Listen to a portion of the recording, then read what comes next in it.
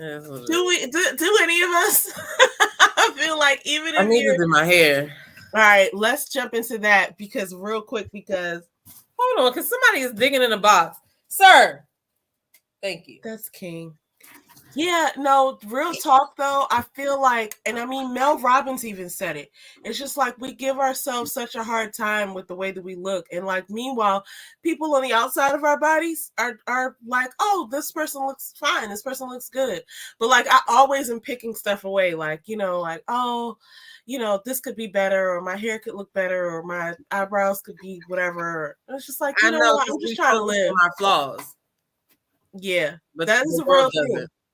And I mean, it's one of those, like, they say like 70,000 thoughts you have. It's just like, that's not the thought I'm choosing to think. That's not the thought I'm choosing to focus on, right? I just have to tell myself that sometimes, like, oh my gosh, look at your skin, or look at your whatever I choose to pick out that day. And then I have to remind myself sometimes, like, you know what? No one cares but you. And in fact, it's like only the thing that I don't know. Like, first of all, I'm the person who doesn't have to see my face all day, right? So like, it's actually not my problem. If I'm ugly, sorry guys, but I don't have to worry about it.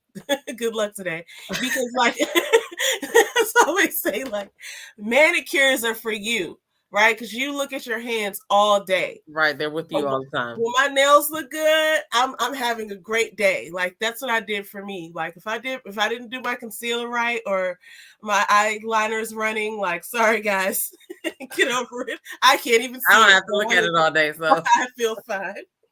Okay, here's what I wanted to ask you. Is COVID over? Like, is it over? Because I feel like everybody's, not everybody, but a lot of people are acting like it's over. Like, we're just miraculously went away. And I need somebody to announce it if that's the case. But I think what's happening is everybody's just on their own page and tired of being stuck in the house. That's one. Tired of being stuck in the house. And so the mask mandates have been removed. And that's the thing I think that people are struggling with, is that if the mask mandates are like, that's the screaming sign to me that, oh, okay, I guess it's over. We're not checking for nobody no more. Like, I haven't been to one place where they asked me to show my proof of vaccination, like, other than like work. Yeah, me either. But apparently DC for a while in New York City I don't know if they're still doing it, but they were requiring vaccine cards for if you wanted to come into some establishments, like some restaurants and stuff. So you couldn't even go in there unless you showed that you had vaccine card. And then people had like fake vaccine, had come up with obviously counterfeit vaccine cards. Like, and I bet you he was a Black person, because we always come up with like a way to like get past whatever it is that you're trying to stop us from doing. Yep. They can get you a fake ID, you get some fake tags. I was about to say, I remember, and and thinking back on this sounds so dumb. And like, it was really just a telltale sign of how much I did not have my life together, because who in their right mind would just not rather fucking pay for the insurance and get regular tags? Like, I remember buying temporary tags for somebody that lasted for like 90 days. But and keep doing it. If the police would have pulled me over, they would have. Oh my gosh. And you know what else is crazy? When people steal tags. And I always think to myself, first of all, we just had a brush with some theft in our family this past week. And my thought is always like, when you steal something, like, don't you know that somebody's looking for it? Like, you better get rid of it. You can't even really keep it at that point, because like, you just stole somebody's stuff. Now they have a personal, like, mission to not only just find their stuff, but to find you. Like, thinking to myself, like, who do you think you are? And I think it's one of those things that people do in the moment without thinking, and then they realize, like, oh, like, I can't wear this jacket. Okay, so that's a great thing that you're talking about, because I remember when, like, because I used to do Stitch Fix, right? And so I used to look forward to my outfits, and I used to, whenever I got my email to say it was shipped, I would already know what I was getting. I'd be like, oh, that's cute, that's cute, that's cute. Okay, bet. And for a long time, I just felt like I lived on the 4th floor. Nobody's walking all the way up there to steal packages. I felt safe. You know what I'm saying? Well, somebody stole the box. Either it was the mail person, or somebody stole the box twice. And that's why I had to end up using mommy's address, because I couldn't find it. But I was thinking to myself, listen, I've already seen what was in that box, because I looked at Stitch Fix when they sent me my fucking shipping email, because I paid for it, right? Right. So I see you walking around in the cute little jacket that I was expecting to wear. Oh, I'm looking for you. I would have probably been like, oh, hey, where'd you get that from? Because it's not even like they send out identical boxes. They might, but it's tailored to your size. You know what I'm saying? So like, why are you even stealing that? It doesn't make any sense. And it's like, you have to know that you just blocked one of your blessings. You know what I mean? Like, you just stole something from somebody. You don't know whether they needed it. The last thing that got stolen from me was an Amazon package off of our porch a couple weeks ago. That's so violating. It's just like so irritating. The rage that went through me. But it was like, you know what was in there? It was a dish pan, a new dish pan, because James was like, oh, you know, this one is getting a little tattered. We need to replace it. And then it was some Avery labels. So you done read up on something, and you know they had to plot it out too. They had to plot it out. They had to plot it out, and I think it was something like they walked past once, they saw the thing get delivered, perhaps, and then they're like, "I could get up there." And the thing I think that makes it horrible is that when people make deliveries to our house, if they don't close the gate, I just feel like that's an open invitation. So. I think somebody probably walked past and saw that, oh, the gate isn't closed. I could get up there and back in the time that it would take for someone to get to the door, right? And it's just like, what do you do if you get caught stealing? Right? Like, I always want to know what that looks like. I mean, I don't think they think about that part. You know what? I don't want to catch somebody stealing, but part of me thinks it will be hilarious. I mean, okay, so let's just talk about this part too, because like, what state of mind must you be in to steal a random package that you have no idea what's in there? It could be 3 rolls of tissue. Like, you don't know what's in. It could be bubble wrap. It could be, you know what I'm saying, like labels. It could be anything. Like, it could be a bunch of sticky notes coming to your house. You know what I'm saying? Yeah, that's probably exactly what it is. Where must your life be like for you to be like, you know what, I'm willing to take a chance to steal this box? Like, you're stealing something that you don't know what it is. You know what's in there, but you're risking your freedom.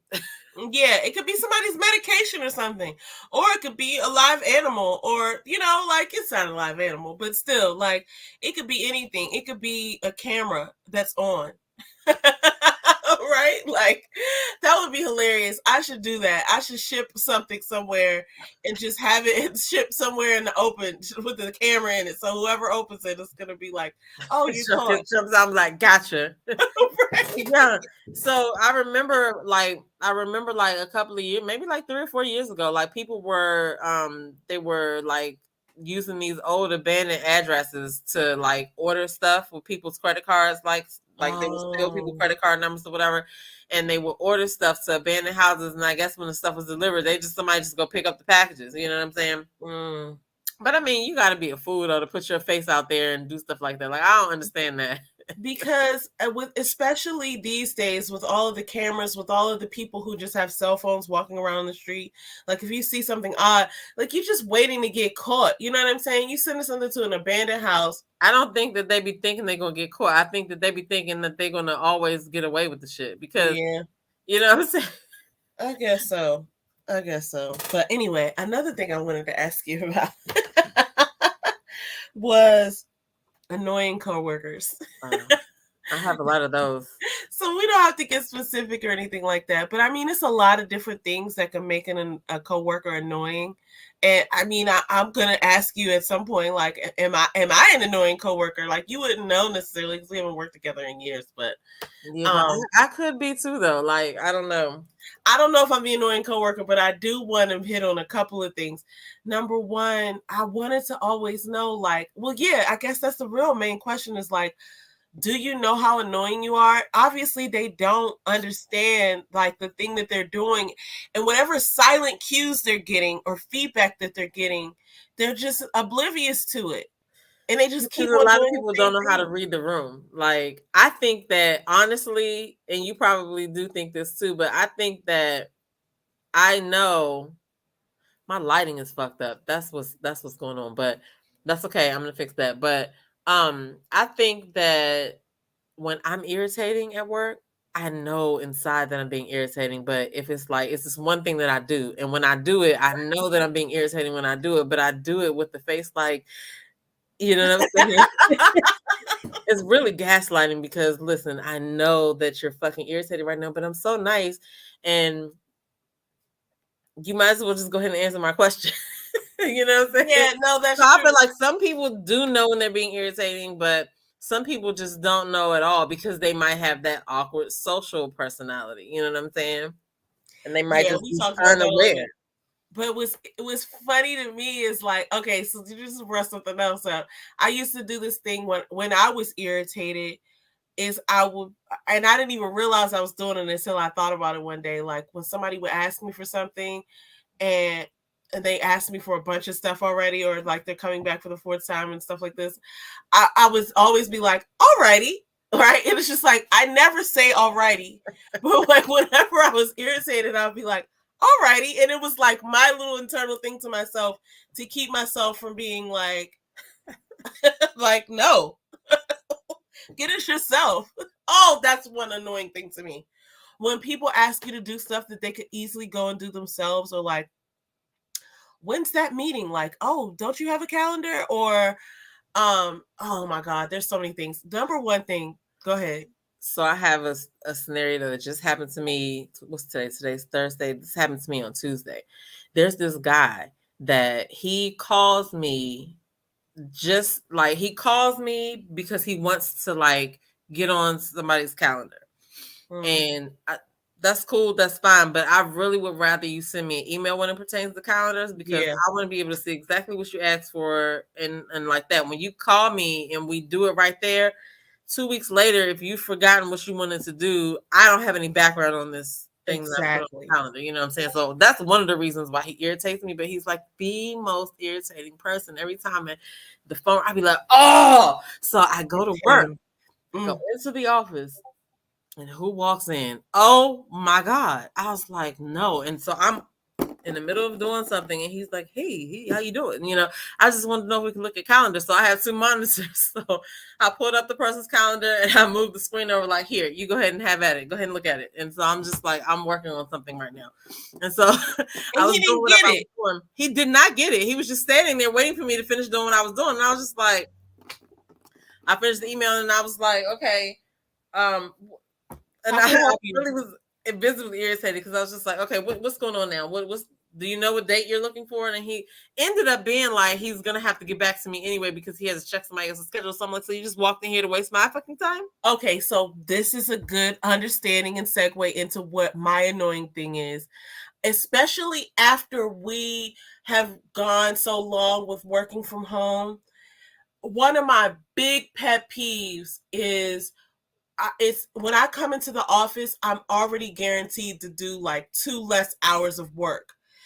Guaranteed, and it's more like 3 because there's the time of getting there, which doesn't necessarily take away from the workday at the beginning, but it takes away from it at the end, because a lot of times when I can wrap things up, I'm driving back home. I'm, you know what I'm saying? I'm handling my business. I have to leave here now. I have to wrap up and leave.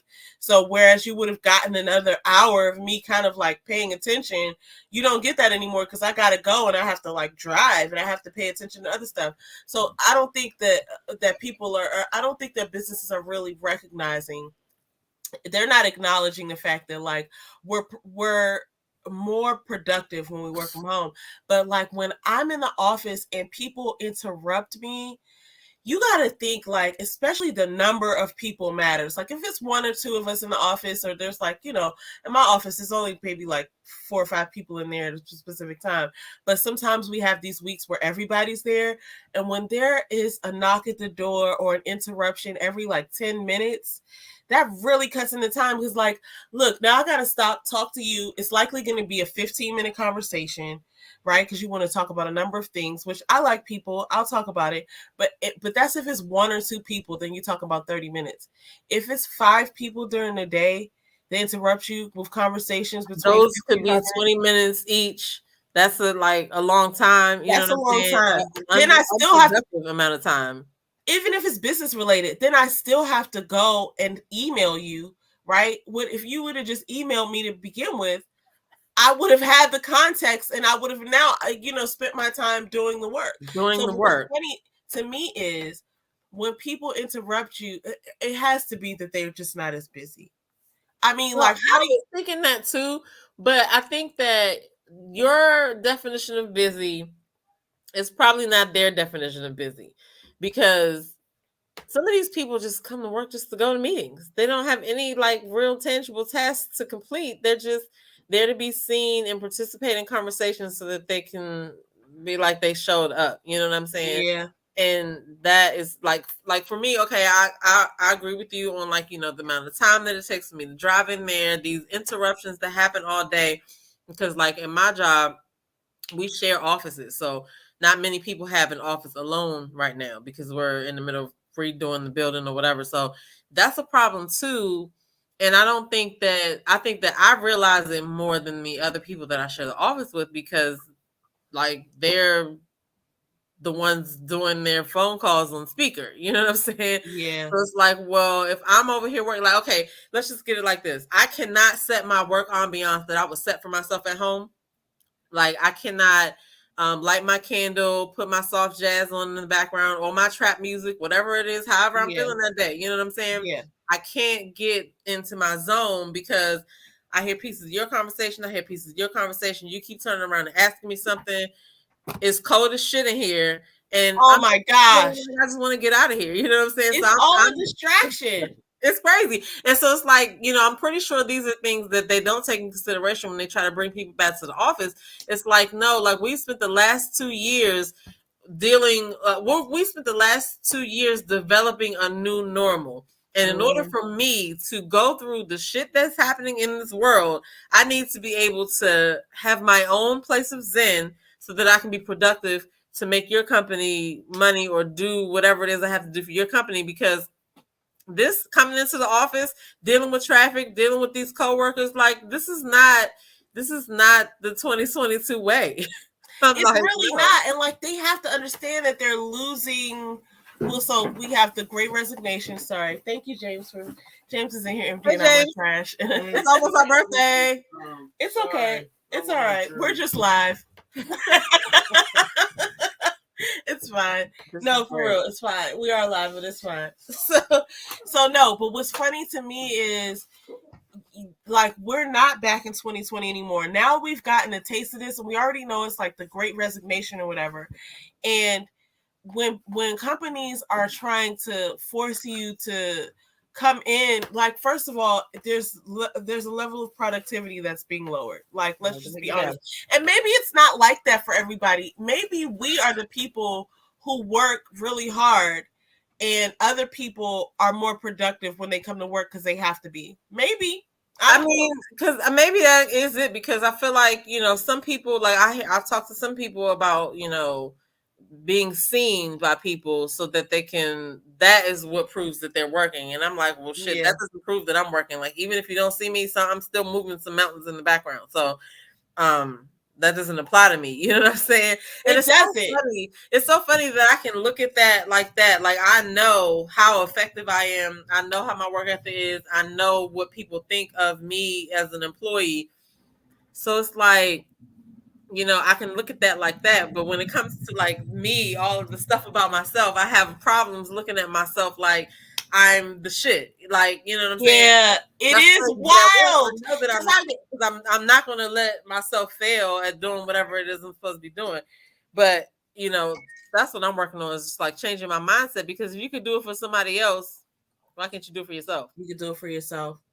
All right, let's get into that, because I did want to ask you about that too.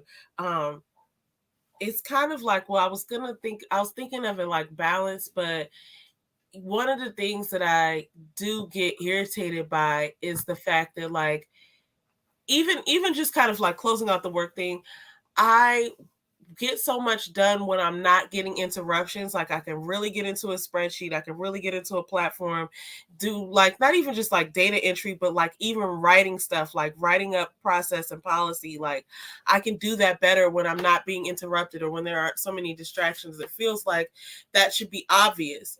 But even moving away from that, there's this idea that so I was going to talk about this in the way of balance, but the way that you framed it was just made more sense. It's like, why is it that we sometimes as workers can see ourselves and see that we're bomb workers, right?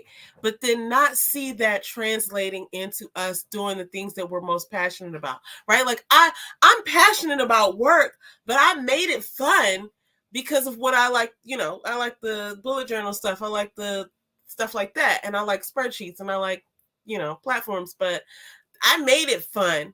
But like, I would love to do my passion, but it's like somehow, even though I know I'm a great worker, it just doesn't translate as confidence over into working on your passion. What is that? You still have doubts, you know what I'm saying?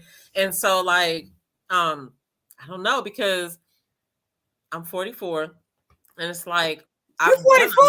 Of great shit throughout my life, you know what I'm saying? And I'm like, I've never looked at it's certain things that I looked at, and I'm like, well, this has no choice but to work out like this. Yeah. But it's funny that, it's not like I guess I do pick and choose what I look at like that, because I could choose to look at something else the same way. But I guess it boils down to what you actually believe, and create that feeling of belief in yourself that makes you not see it any other way. You know what I'm saying? Like, I remember I went to this party. We had this holiday party a couple of years ago at this company I used to work for.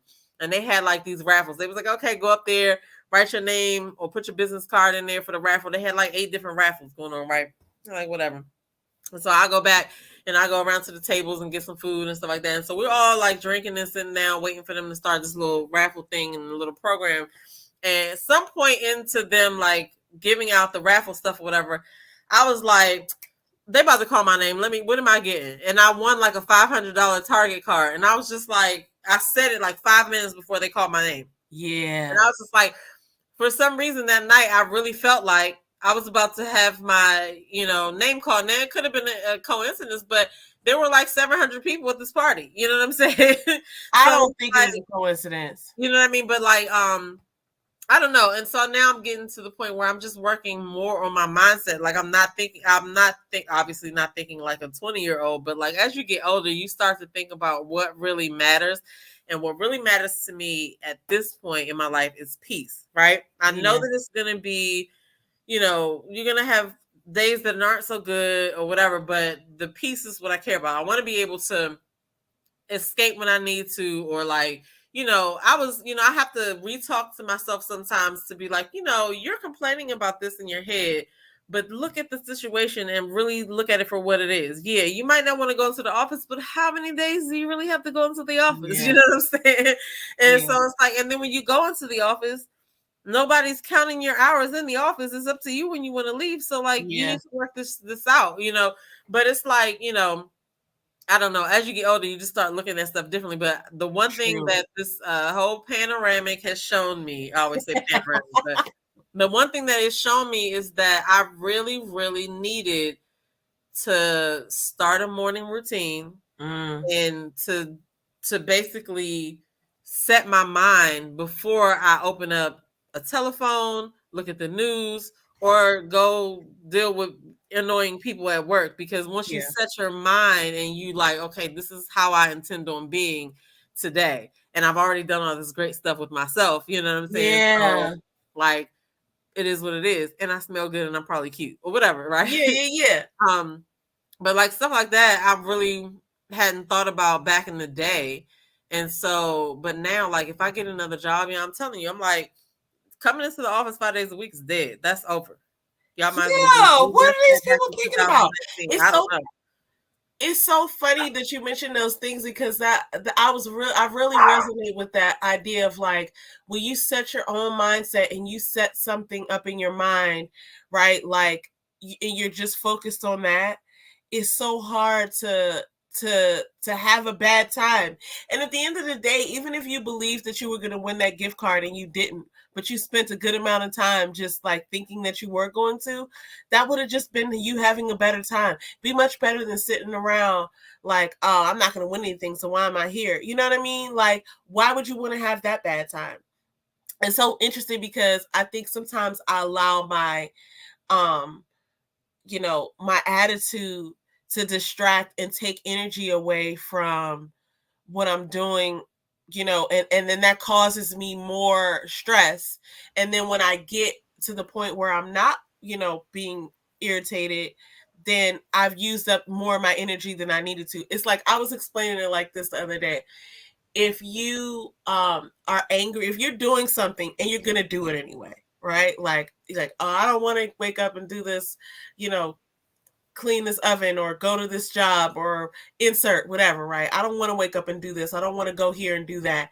If you're thinking that to yourself and you're going to do it anyway, like whether you want to or not, like, why are you wasting your time? Yeah, you might as well have a better time at it, because what you're doing really is you're adding negative energy into it, which is costing you a little more. If you're pouring out of yourself, now you're splashing it out. You're tipping your energy, and it's going to leave you with less energy when you do finally get to end that thing and come back to whatever you really want. And it's like a waste of time and energy. Like, if you think about it, it's like, okay, it's crazy, because the stuff that, like, to complain and to be like talking bad about something is so easy to do. It is. It's too easy. It's so easy to do. Like, I can sit here thinking 10 bad things about my job right now, but why would I focus on that? You know what I'm saying? And so when you get up in the morning and you be like, okay, I just had a bomb sleep, you might be remembering little pieces of a dream you might have had or whatever.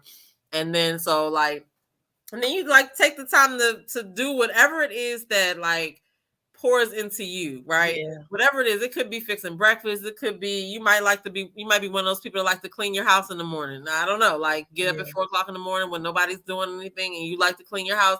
That's your time. Or meditate or exercise, work out, go to the gym. It might be just sitting out in the backyard, just looking. You know what I'm saying? Like whatever it is, like you need to take the time and do that for you, because that is setting your mind up for how you're gonna feel everything. If you wake up out the bed and you're like, oh my God, I'm late, everything's gonna get on your nerves. You know, yes, the worst traffic, you're gonna be paying attention to all of the bad things that are happening.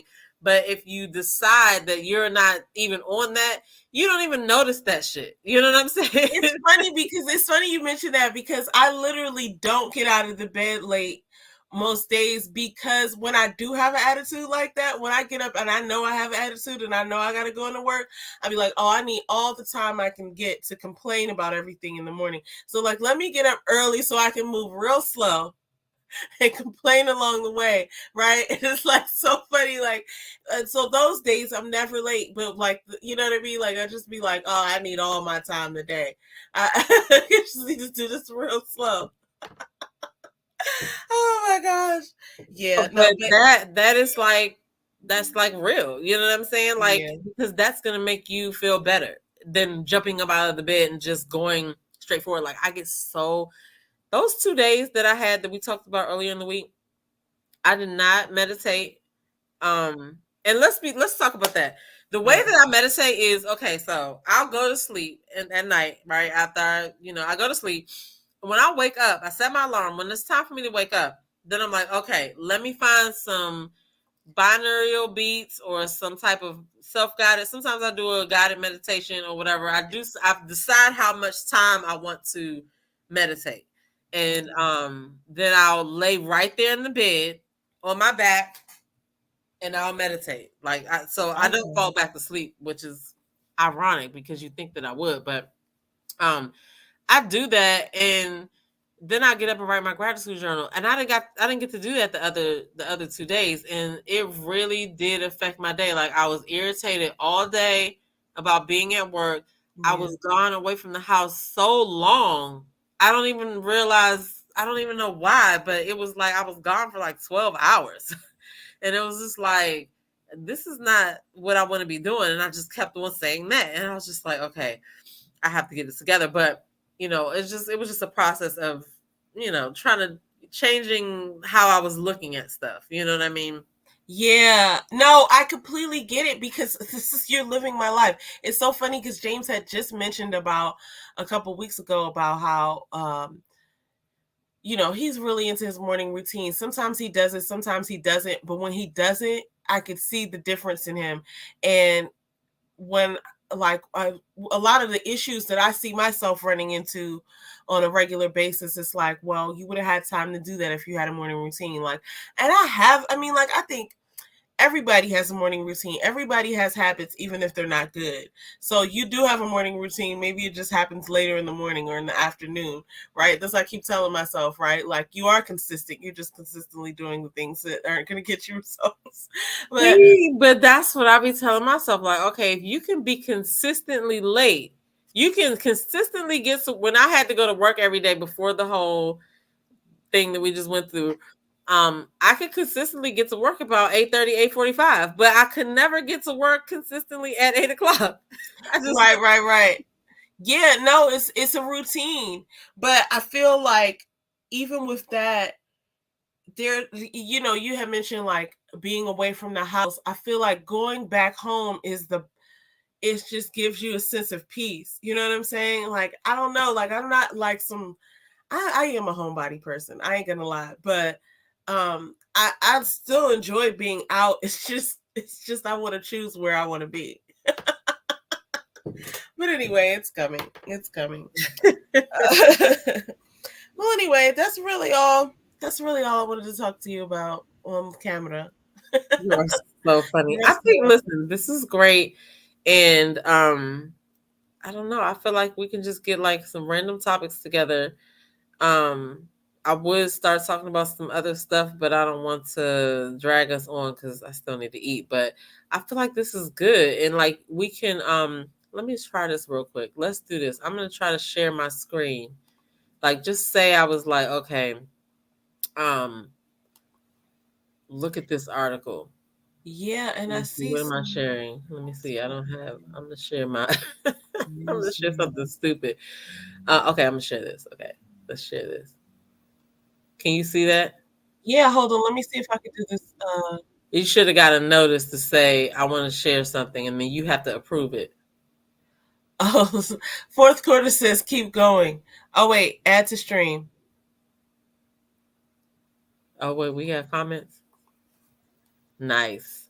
Okay, you can see it. All right, good. And let me just take that down so I don't dox myself. How do you stop it? This is so like. I guess I had to do it. I just hit something. Oh, perfect. Okay, we're not gonna so that's how we can do that. Even though we have one fan on here saying that they want us to keep going. Someone named Fourth Quarter. I wonder who that is. Hilarious. But anyway, I had a great time talking. I wonder who that is.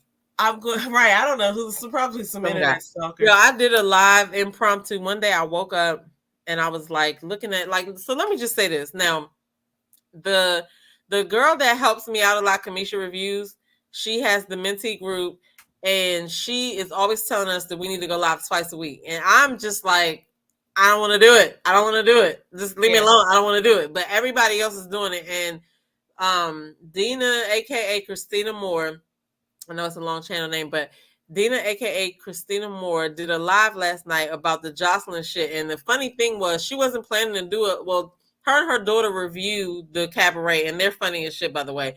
But they did this impromptu live last night because of everything that was jumping off, right? And she ended up having like almost 300 people in her live, and she was taking shots and everything. She was so excited. I was like, damn, man, this shit was lit. But it's because she goes live. You know what I'm saying? Yeah. It's a good time to go live because she was like, okay, people are talking about this. let me get in there and talk about it too. So this practice that we're doing, we need to keep doing this because the things that we'll talk about are going to spark our other, motivation for our other stuff that we're trying to do. So, and you're getting to see how you use StreamYard. Yeah. You feel what I'm saying? If somebody makes a comment, I can, And you could drop the link in the chat and then James could come on too. Oh, okay. If you wanted to, like a lot of people do that and drop the link or whatever.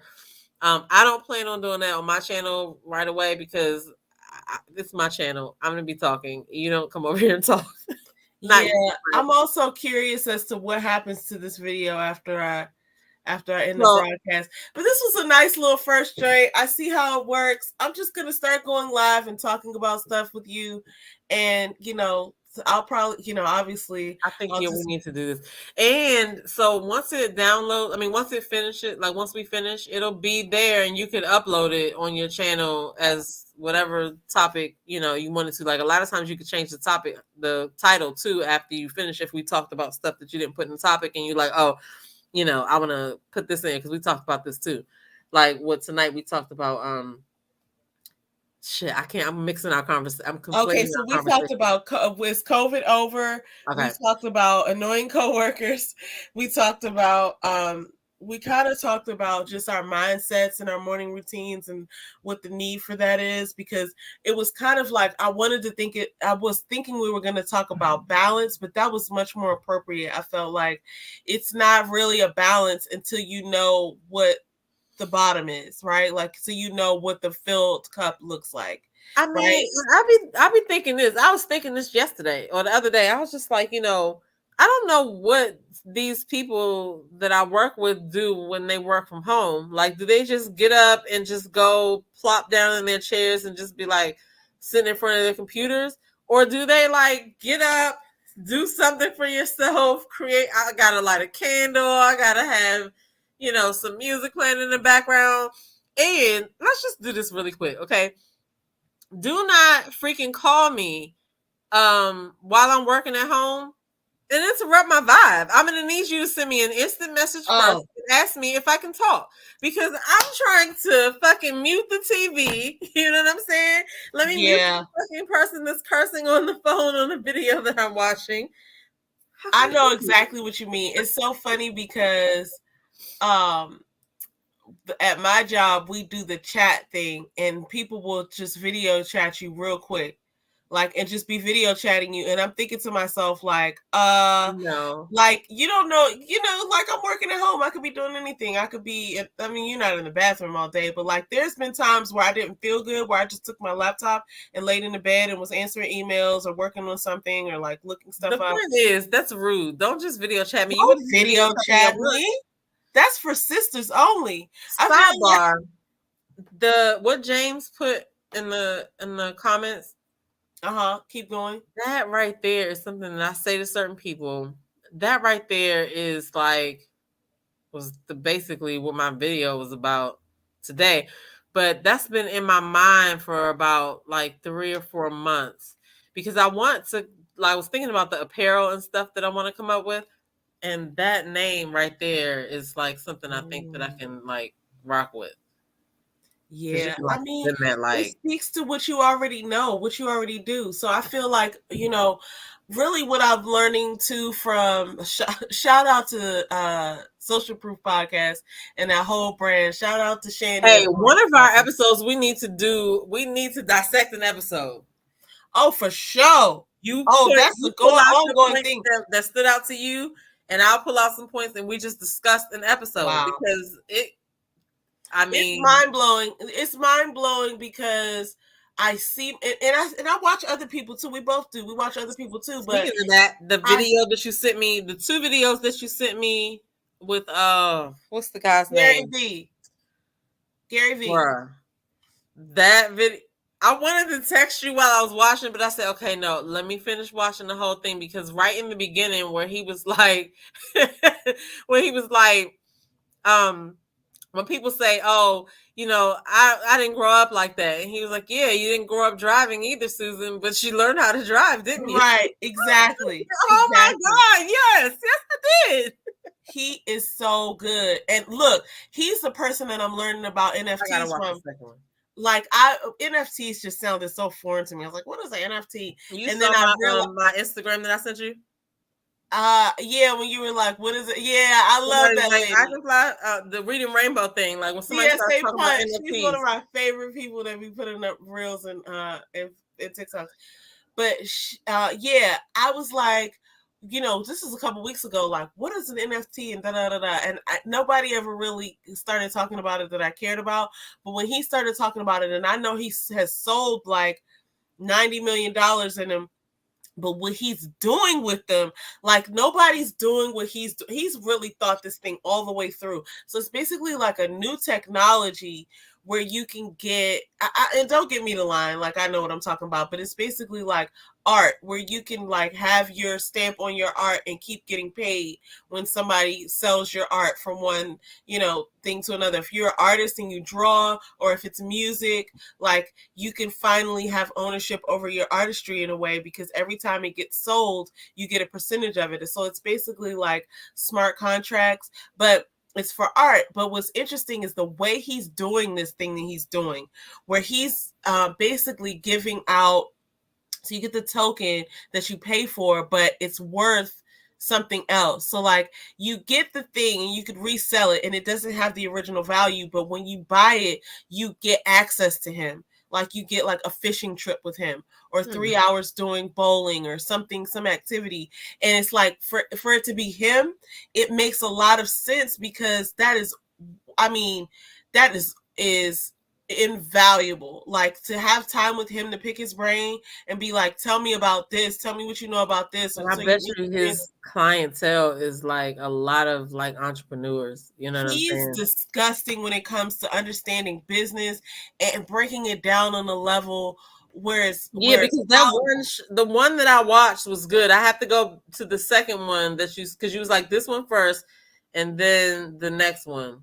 Yeah, the other one's good too, and that's only like 20-something minutes. But it's like so funny how sometimes you just need somebody to say things in certain terms. Like, yeah, all the stuff that we be hearing all the time, we know it already. It's obvious, but like me and James were pointing out, we were listening to something about Mel Robbins last weekend when we were going grocery shopping, and it was funny because it's like, yeah, we've already heard these same like sort of sentiments, but when you hear someone say it in a different way, or they apply it to a different example, and then you start to hear the same things over and over again. That's how we learned our alphabet. That's how we learned our times tables when we were younger. That's how we learned songs, through repetition.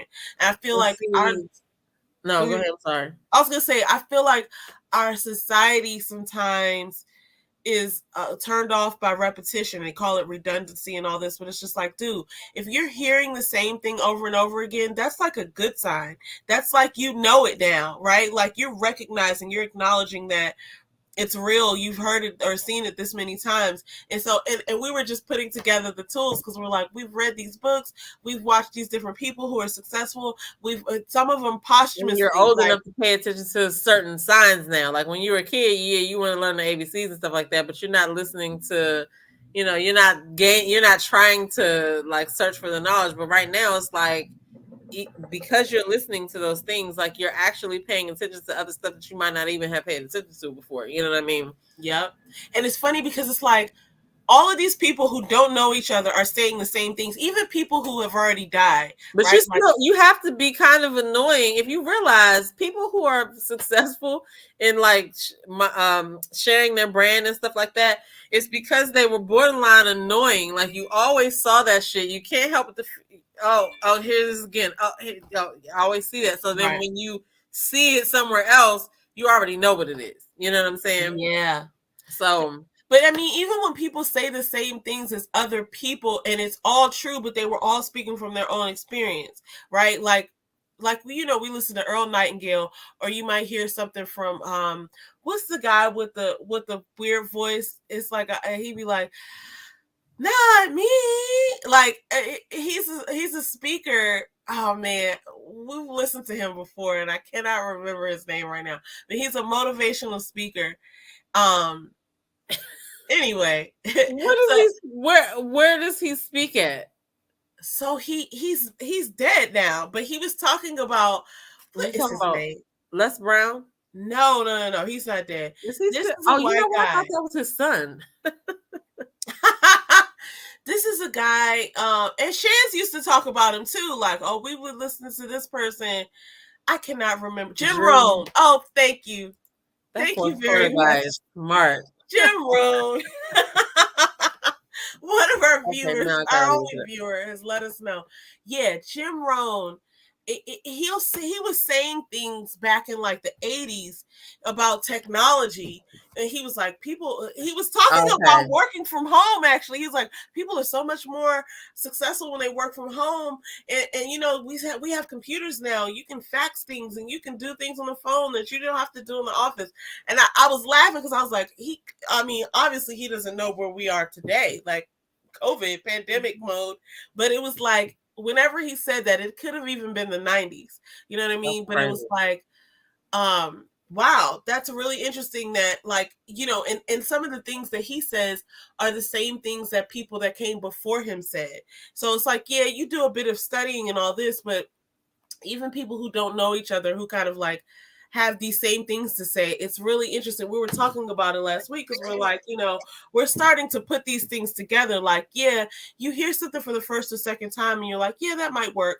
But when everybody's saying it, right? Like the morning routine, the meditation, he's different because we're always evolving as people. What I knew yesterday, some that I didn't know, what I know today, some that I didn't know yesterday, right? Like a year or two ago, yeah, I might have been into this and into that, but who knows how deep I was into it, right? And so it's like when I hear it, yeah, it resonates, but then the more I go along and the more I learn, or the more I like, you know, do something else, it's like, oh, well, now it really resonates because, you know, I'm trying to do this, I'm trying to do that. And it kind of makes you feel like, damn, I heard this like 10 years ago and I did not fucking pay attention. You know what I'm saying? Yeah, it's like sometimes there's these cliche things that are said. Like, I know when I would be in school, they would say certain things like the early bird gets the worm or apply yourself. I used to hate hearing those things. I'm like, what does that even mean? You know what I mean? You're talking to a child. So I didn't understand. Like, I knew what early bird is, but it's just kind of like, like I don't get it. To sleep in. But the thing was, like, I just didn't get it. And it wasn't like a thing that was like performed and shown. It's just like these little sayings, and I feel like it's things that just slip by the wayside. But that just goes to show you, it's the simplest things that make the most fucking sense. So true. And then, like, once you see it in action, and you just hit this point too, is that once you say, okay, I'm going to put this in, I'm going to implement this, I'm going to put this into my schedule.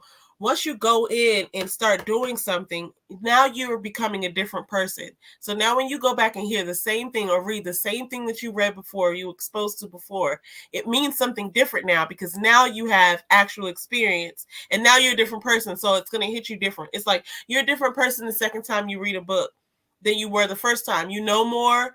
You've you know what I mean? You've experienced a little more. I used to be like, why do people read books over? Like, I've read the book, so why the fuck am I reading it over?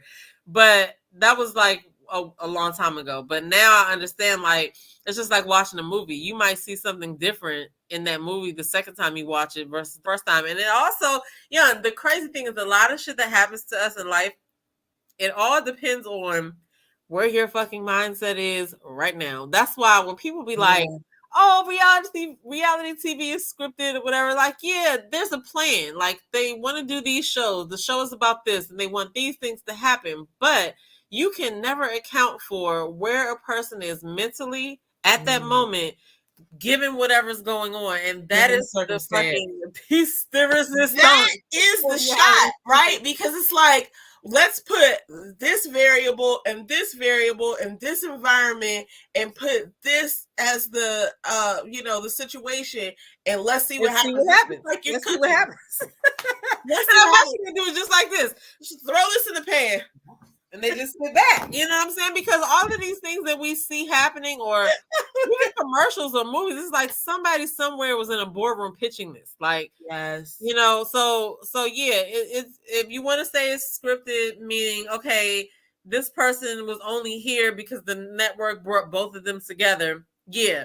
But we're about to see a real reaction to what this bitch has to say to this bitch, and this bitch didn't have a real reaction to that. You know what I'm saying? So and true. I think people miss that sometimes, and they're like, "Oh, this is so fake" or whatever. And it's just like, no, like this is why some of these people are out here now going live on their Instagram trying to explain their side of the story, because they, you know what I'm saying, and also, it was real. One of the reasons that I always find reality shows attractive and interesting is because these are experiences. So first of all, you got to realize that the whole cast of whatever reality show you're watching, they have a special bond because everyone's judging them and watching them the same. They're experiencing this thing together, probably for the first time. Even if they've been on another reality show before, they probably are experiencing this moment in time together for the first time, right? Mm-hmm. Like, it's like, you know, you like you said, you evolve. So I feel like what happens is when I'm watching reality shows is I get to see from a different perspective, right? Like if I were ever to go through this scenario where, oh, I was betrayed or whatever they're going through, like, oh, I'm getting recognized for an award, or I'm putting on a fashion show, or I have this thing that I'm doing, whatever the reality show is based around, I like to look and see like how people react in the situation. Even if people think it's scripted, like it can't be 100% scripted, because then they would just be actors. And how are they better actors than the actors that we've already just like let come into Hollywood? They're not. I do feel like they're getting actors sometimes, because I remember when they did like New York show, like the Flavor of Love. I love New York. They had some dudes who had been on other shows or whatever. Mm-hmm.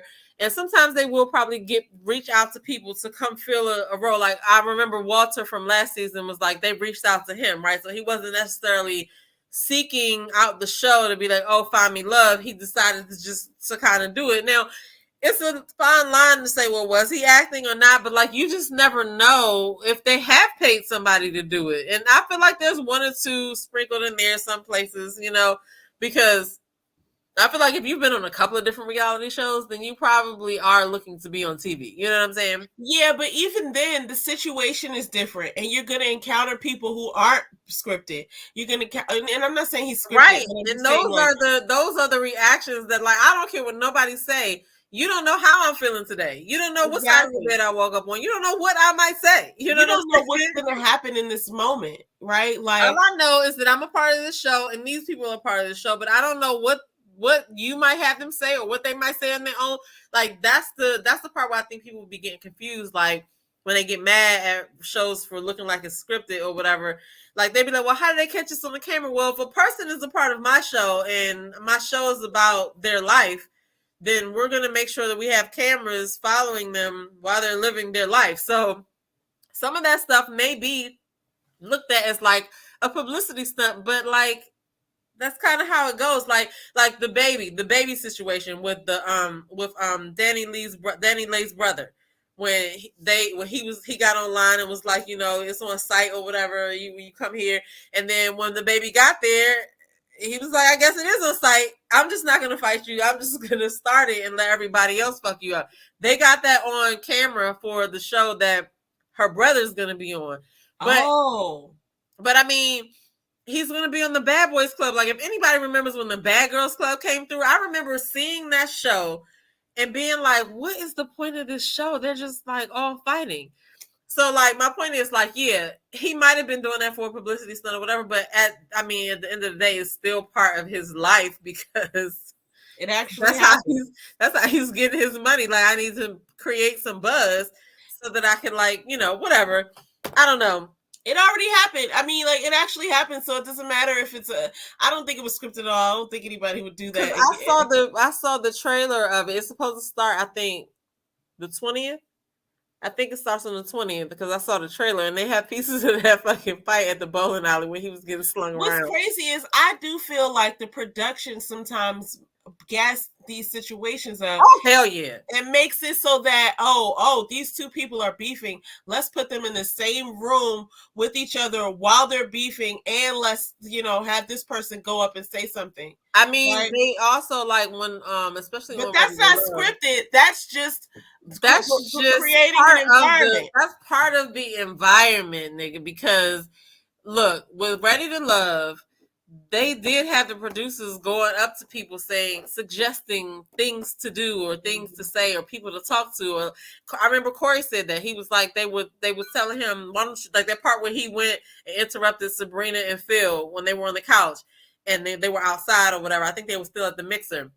He said production asked him to go over and talk to her, and so he goes over and is like, "Oh, do you find me attractive?" What are you talking about? So yeah, that's like a part of the production is the messy people because their job is to produce this show. Yeah, and to create something that people want to watch. So it's really just, I mean, I think it's in a sick way, it's the viewers. It's the people who's the same people who complain, who have the thirst for the weird shit.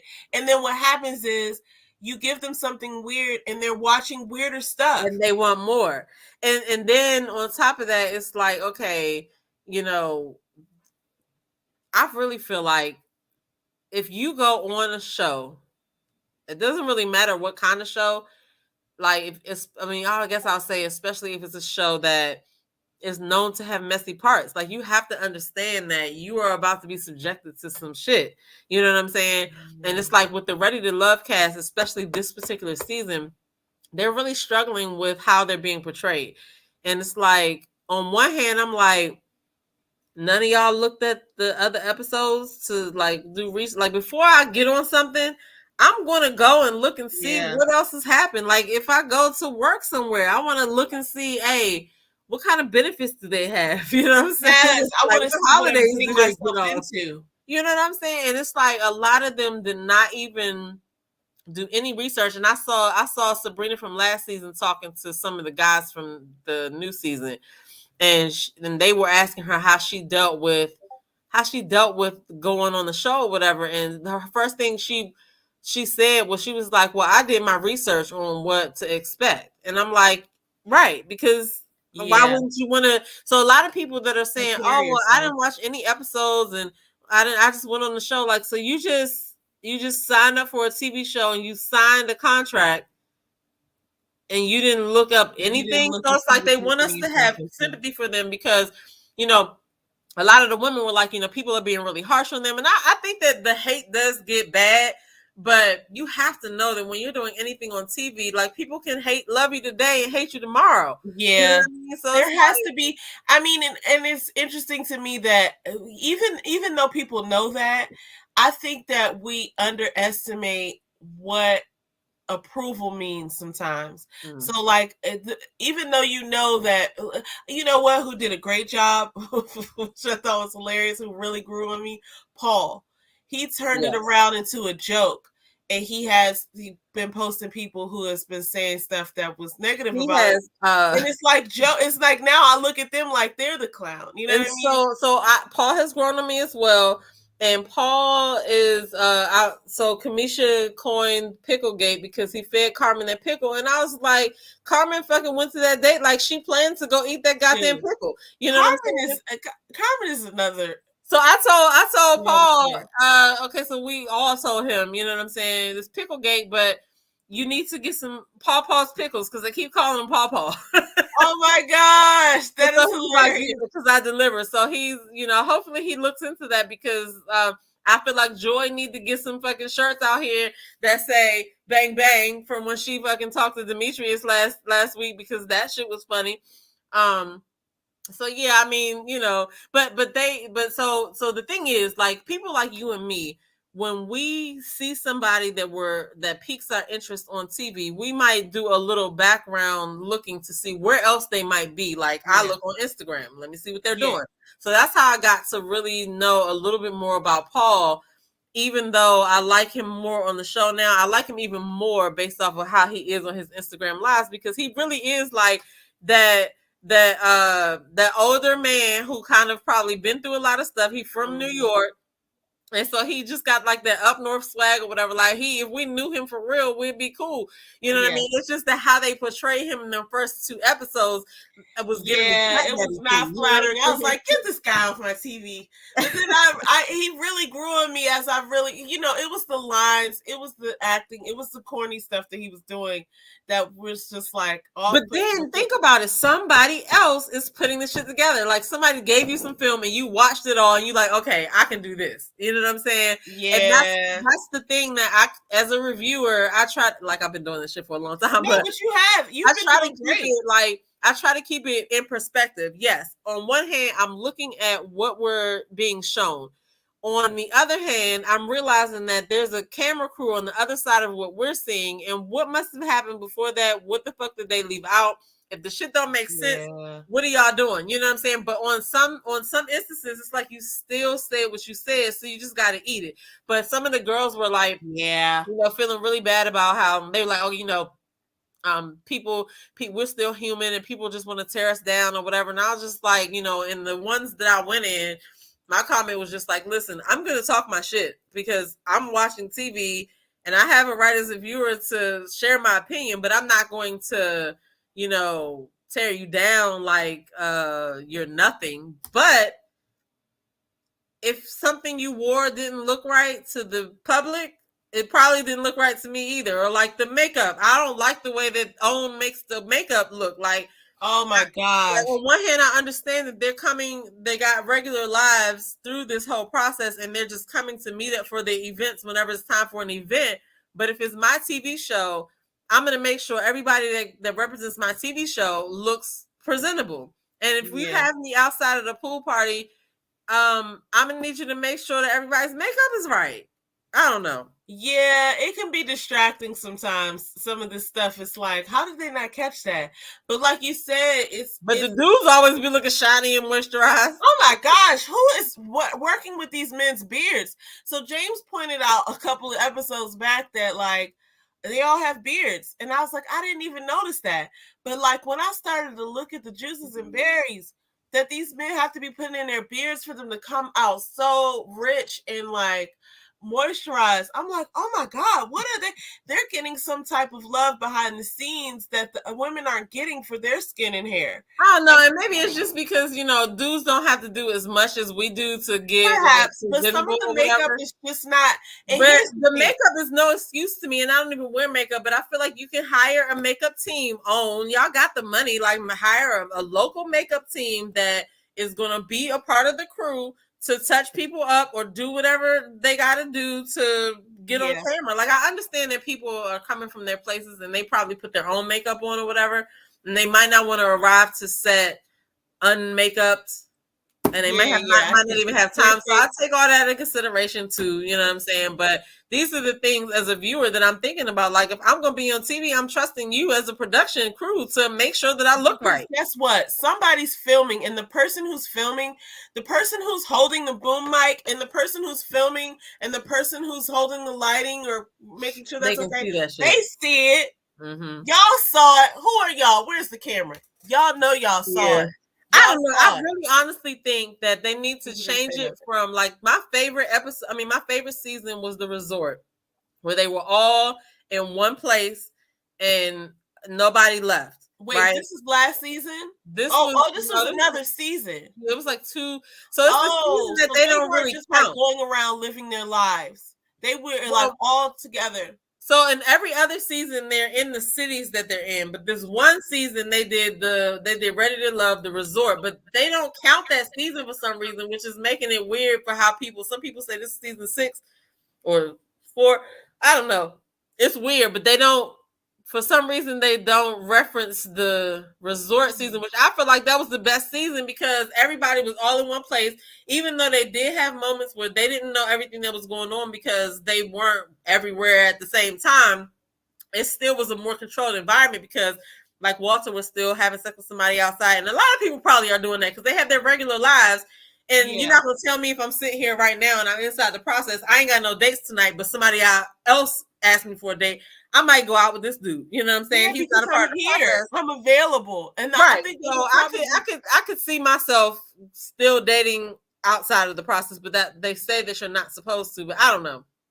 It's a little odd to me, and even the way that, you know, when you get to this awkward phase of like, okay, now I'm feeling somebody, I'm not feeling anybody else, and I still have to do whatever I have to do to not get voted off. That's like, just, what's the point of the show, right? It's not organic at some point. You know right, what I mean? because either the person who is like, okay, let's take Joy and Clifton for instance, right? Joy is tired of playing games, right? She knows who she likes. So then, like, it's like it becomes a question of, okay, well, at what point? Because they have a point where you're just done and you just, okay, you focus on the couples. But before you get to that, if you've already found your person, what do you do? Because then everybody's bringing up Cornelius and Camille from last season because they found each other early. And so people condemn them for that. So it's like, why are they not treating Joy and each other, or he got kidnapped or something? Look, that man looks like he needs help. If he just blink his eyes, like, look, that man needs some help. They still going out together. They just celebrated Camille's birthday, and the girl that is with so Dina, aka Christina Moore, her daughter do their shows together, but her daughter lives here and she lives in Virginia, but she goes out. She's like 29. So she goes out to like a lot of places in DC and stuff. And apparently the cast from last season is always out in her favorite spots. And so she got a lot of pictures with them or whatever. But one of the things that we was looking for was to see if she saw, because she would see like Frank. She sees Frank all the time, and Sean and Ty and Corey, obviously, or whatever. But she was like, everybody was asking, where's Cornelius and Camille? But she finally saw them. Actually, they was taking a picture that they posted on there. Camille posted on her page, and she was actually in the background or whatever. But they still together, man. Just like I believe them more than I believe Zadia and Naeem. They still trying to say they're together too. Oh my God. Now that was a weird situation too. Look, don't get me started on this. This is for a whole nother episode. The next episode we do is going to be on Misdemeanor Joe. I feel like we're going to get in depth. We got so many topics that we can talk about.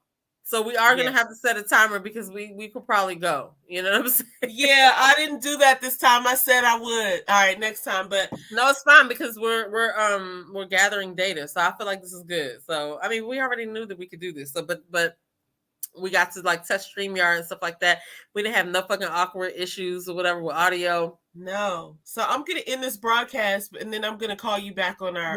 Okay, do me this favor, end the broadcast and see what happens, because I feel like we'll still be able to talk behind stage if you. I just want to see what happens because I've never done it before. All right, when you end broadcast, it will go off of YouTube, but we should still be able to hear each other. I'm clicking it right now.